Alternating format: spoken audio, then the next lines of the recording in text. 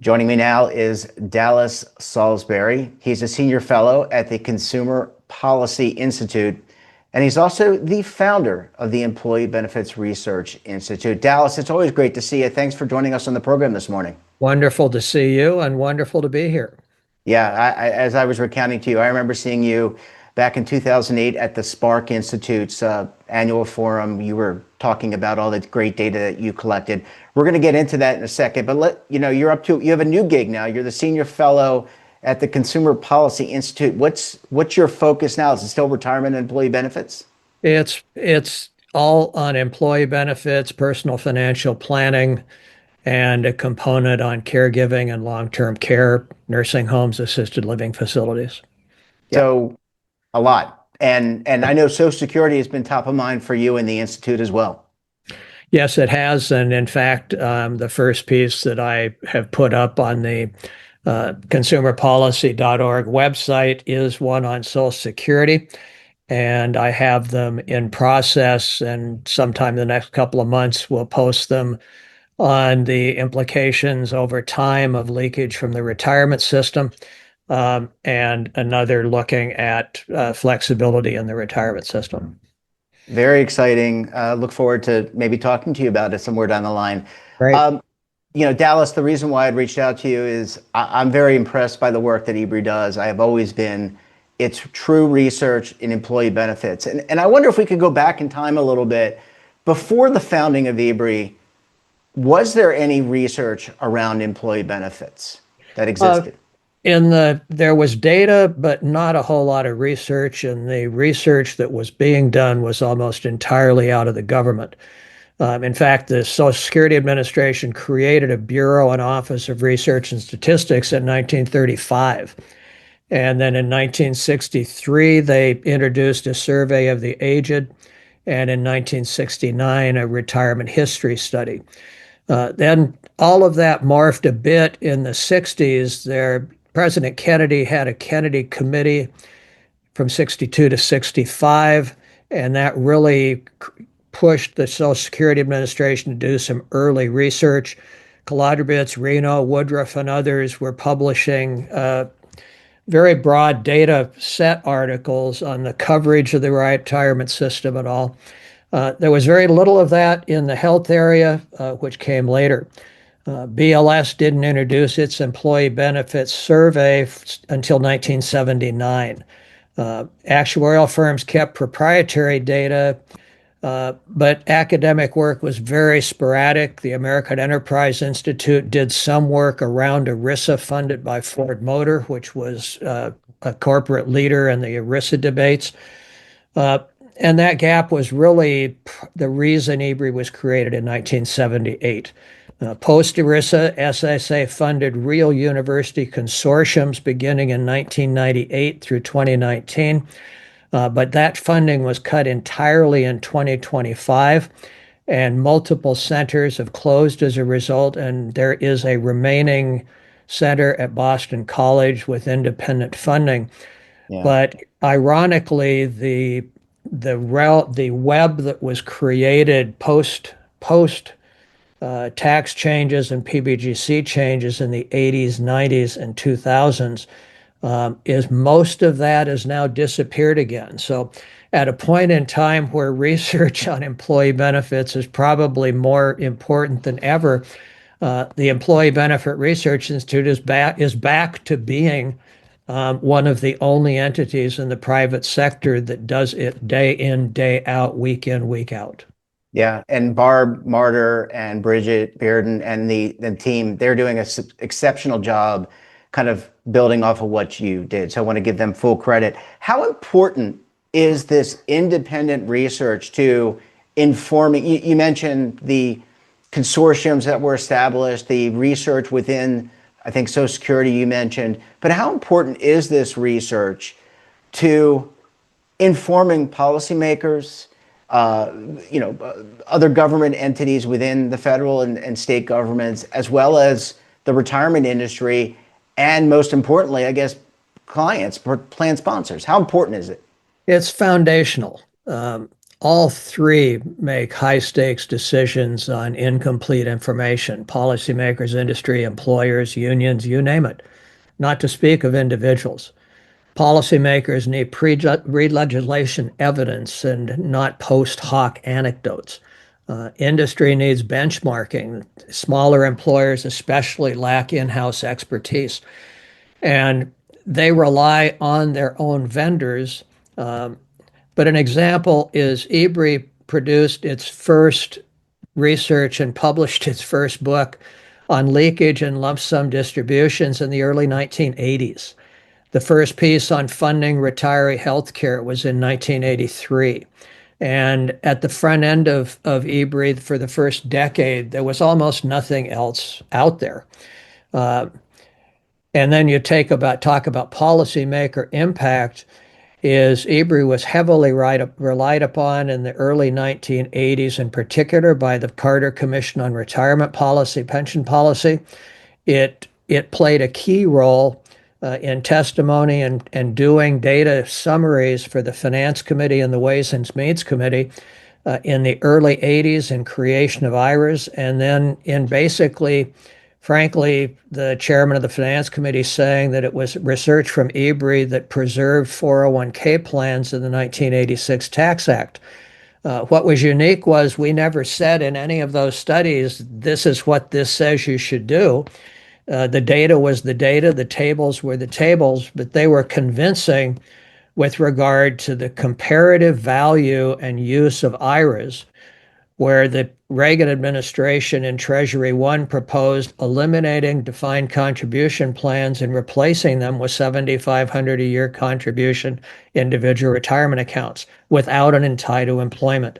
And we now know that that would have been, relative to trillions of dollars in assets accumulated, likely a devastating change.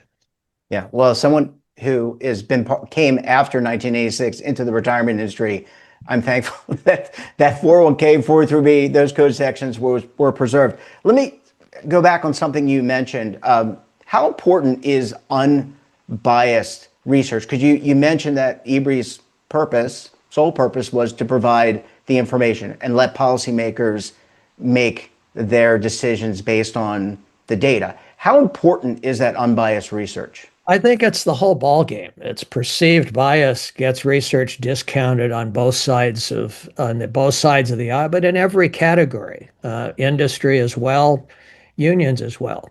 EBRI's founding principles, essential economic function, ongoing need for objective information, disinterested research, beat advocacy in many of these cases.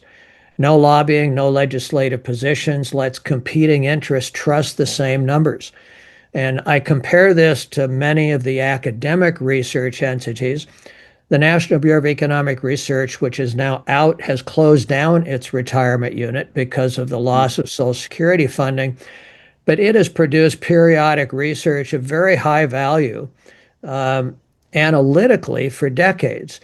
But the authors of almost all of those studies include, and here's therefore what the solutions are. And by providing what the solutions are, you frequently end up cutting off many people that should read the study from even reading it, because the headline normally starts with that policy change. Yeah. Bias can be unintentional, funding source, framing, shape, conclusions, even without intent. EBRI's had to change a bit in that regard. We purposefully, during the first 37 years, which was the years that I ran the organization, we were lucky enough, and I'll say lucky enough, to have an extremely broad base of support that was employers, it was employee groups, many unions, many public pension funds, private pension funds, the pension funds of Chile and Japan and France and England. And it was at every range. So on every issue that EBRI did research on, essentially within our funding base, there were people that totally disagreed with each other on all of those issues. And basically in creating AV, they agreed to set aside all of that and just say, let's do the numbers and see what the numbers show. And when you do it that way without lobbying and not pushing legislative positions, then the competing interests trust the same numbers. And bias can be, as I said, unintentional. So it makes a huge difference. Yeah, I would say that's kind of where we're in alignment with EBRI in that I don't really have a goal objective other than information, education. I think that's what people are looking for. Just give me the Right. facts and let me make the best decision. Let me ask you about the origin of numbers. You mentioned that, you talked about the history, the funding of Social Security for research like this. How do you where do you get the numbers from? So when you're creating the reports, obviously it's based on some data. Where does that data set come from? Well, in the early years of the Institute, so and this would have been true for the Kennedy Committee, and it was to a significant degree true for the Carter Commission in 79, 80, 81. And the main data sources, which have been public and replicable, are from BLS. They're the Fed's Survey of Consumer Finance, the Census Bureau's CPS, and SSA records themselves have always been very valuable, both from the CMS side on retiree medical and on the retirement side from the Social Security Administration. Then there's survey data, and the survey data is always because it's smaller sample than what the government is able to do. But EBRI's Retirement Confidence Survey is transparent. It wasn't in the initial phases sponsor proprietary for the fullest analysis. But that's one of the changes EBRI was forced to make after I left and was part of a pivot or transition, which is they had to become far more reliant on per project funding dollars. We frankly tried to avoid that as long as we could. Mm-hmm. It hit a wall. That wall came about, interestingly, because of industry consolidation. Uh, we were founded by 13 actuarial benefit consulting firms. Only four of them remain in business. We were supported by 12 very large group insurance companies that did health and retirement. Only two of them exist today. After the AT&T breakup, we had funding every year from every single AT&T breakup company. So that was a good thing. But then it reconsolidated, and now EBRI gets checks from only one of those companies.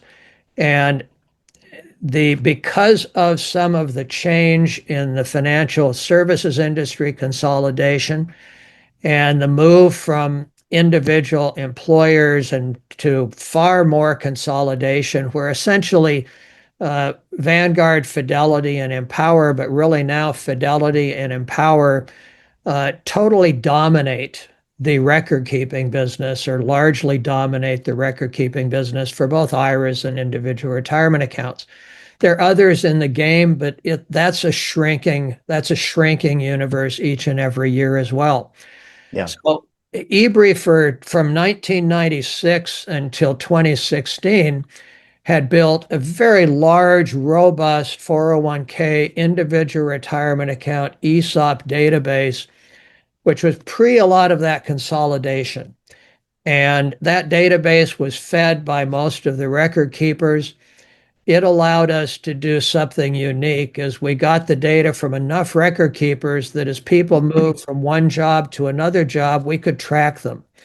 And that so-called continuous participant database got up to nearly 10 million individuals, a huge sample with Yeah, that is very, big. very disaggregated data.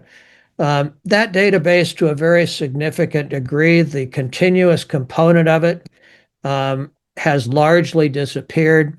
Many of those providers no longer are willing to participate. Why? Because they now have as a consolidated source, they have such large individual databases themselves that they now publish once a year and they do constant analyses for their clients against the client base. And if your client base is 22 million participants, then the fact that it's only one provider and you happen to be a small provider, but they've got couple of 100,000 small plans, from an employer perspective, you can rely on that data for your plan design decisions and other things. It does create a policy making vacuum issue and a data access issue for many researchers, including researchers at EBRI, to be blunt, uh, because those databases, each of those entities now has pretty much created its own internal research institute. It's hired its own PhDs. They do the data, they publish the data, but the data is not generally available to feed into the policy process. And to be blunt, when Vanguard or Fidelity or Empower appear before a congressional committee presenting their data and presenting recommendations, not, I guess, not unrealistically, the assumption is that they've calculated that what they're advocating is what's going to do the best for their bottom line and their assets under management, which, after all, is what consolidation is all about. Right. So, which stream you're reading tells you the strength and limits of the findings.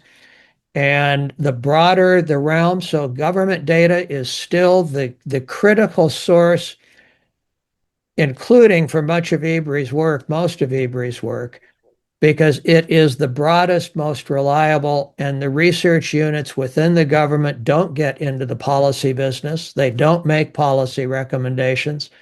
They leave that to others within the government. It's the general accountability office, the old general accounting office, that does reviews of these things, and they keep publishing studies based on all of this data with very explicit policy recommendations. So even GAO, when it goes and testifies as a government agency on the Hill, it has less cred than you will than the same information being presented by a witness from the Social Security Administration or a witness from EBRI or the Boston Policy Center. One other difference is the way in which many of these entities have reacted and interacted with policymakers in Capitol Hill. If you look at EBRI's website, it has all of the old testimony. And what you'll find is that during my 37 years, there was a very heavy focus on education of the public, education of policymakers, state, local, international. You look at the history in the period since I left in 2017. It really very little focus on testimony, very little focus on those realms, and much more of an emphasis on short form presentation, infographics, and all, which can be very valuable to reporters, can be very valuable to many many providers, employers, and unions and others. But to be blunt, it's much less useful to policymakers because they actually do generally want to dig into the data. One example of that is when Enron went bankrupt, and you're still young enough to have remembered that. I remember Enron. Yeah, I do. And that created an entire debate over employee stock ownership plans and employer stock in these plans. And Jack Vanderhei, then of research of EBRI, and for a very long period of time, the research director at EBRI, is Jack got databases, he got data from providers, he did extraordinary micro data analysis that was presented to the congressional committees on the actual role of stock ownership, the frequency, the outcomes, without any policy recommendations. But the result of that, one has to end up concluding, for better or for worse, was fewer restrictions being added to plans and stock ownership plans as opposed to more being added. So we weren't seeking that outcome with that research, but in many cases, you can look at what didn't happen as an indicator of how the research was interpreted by the policymakers or by others.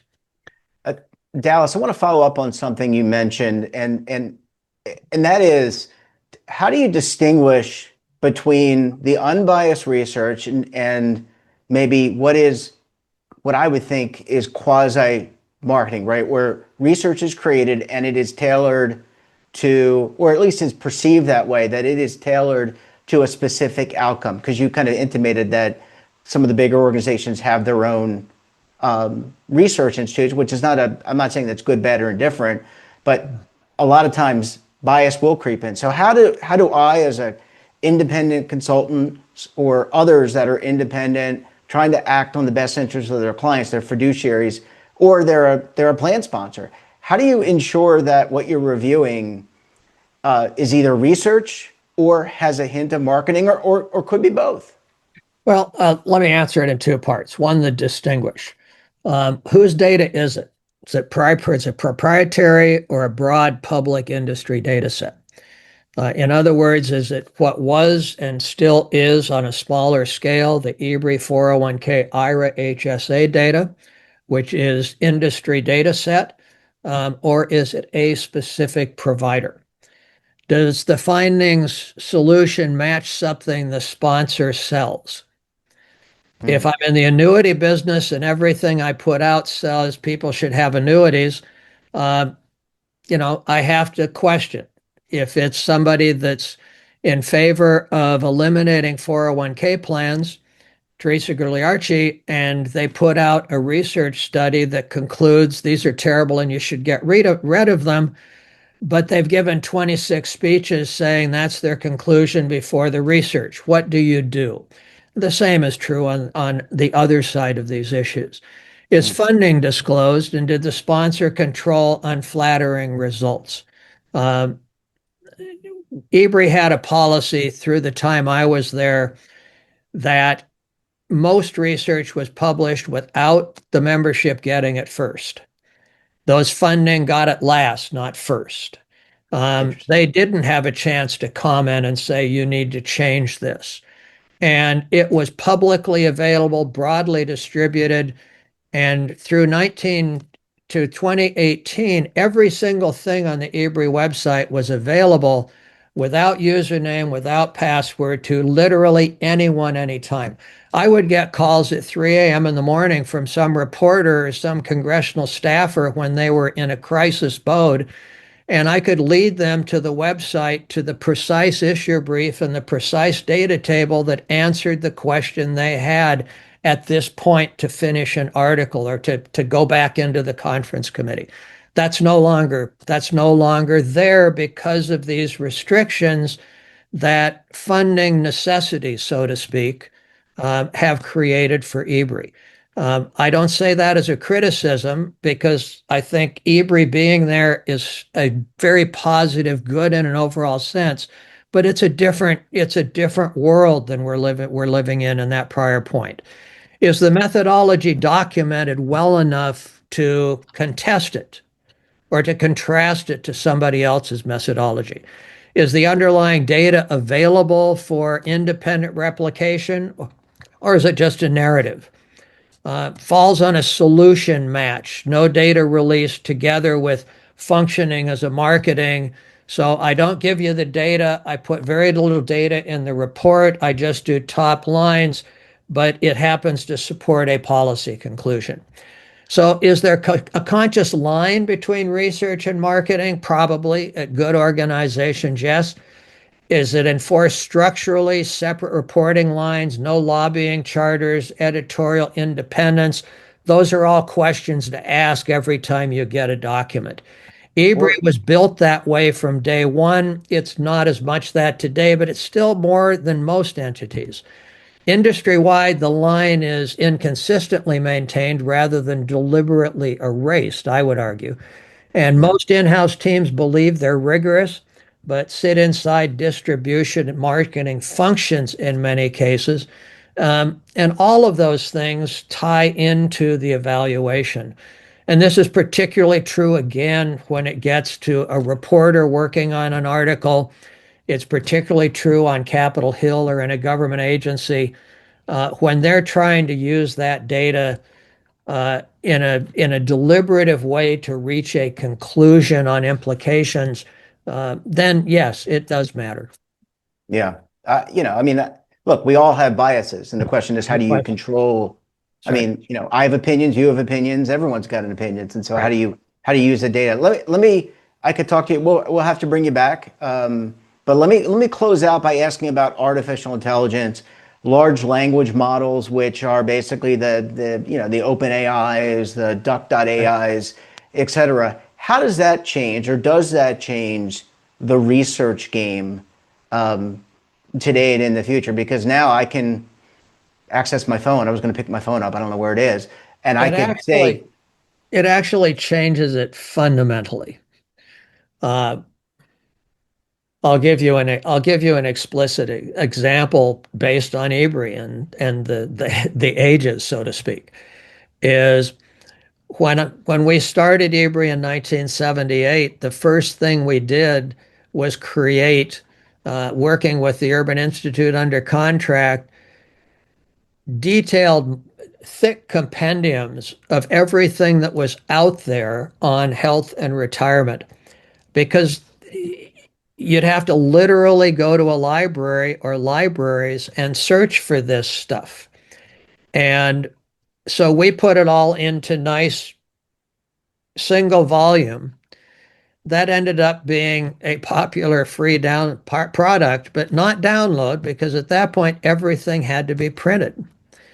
We then created the EBRI data book of employee benefits, which got up to about 500 pages, was wow, published in several editions. And it took all these government data sources and all the private and public, put it all in one book. Again, pre-internet, you had to have it someplace, but this gave somebody a book on their shelf that could literally save somebody weeks of, or paying a research assistant for months. Um, then the internet came along. EBRI created its first website in the early 1990s. Um, Very limited. It's you can still go to uh, webarchive.org and look at the very first EBRI website and every website in between. Uh, Fun fact for anybody that doesn't readily have access to EBRI issue briefs but would like them, go to WebArchive and you say that you want to look at the lump sum distribution book for the published in the early 80s. You can go to that web archive and you can download the book. You can download issue briefs through about 214. Um, so the research, the data's out there, but you got to go looking for it. yeah, Now, then introduce the next step in it of AI. I put a query into AI, or anybody can put a query into AI now and say, find me the most recent data from Census, Social Security, and private surveys on receipt of retirement income and retirement.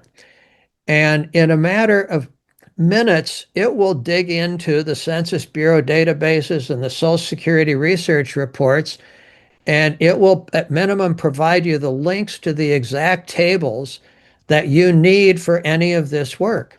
Um, I admit I now use AI in all of my work related to writing on topics, because I know data exists, so I can precisely tell it what survey I'm looking for. But instead of my having to go dig it out, it produces my direct access to that table at the Census Bureau or the Social Security Administration from any point in history of its publication instantly. And yeah, it's not interpret. I'm not asking it to interpret the data. I'm not asking it to tell me meaning. I'm simply saying, find me the table. So AI is being used in that way within private companies, within unions, on Capitol Hill.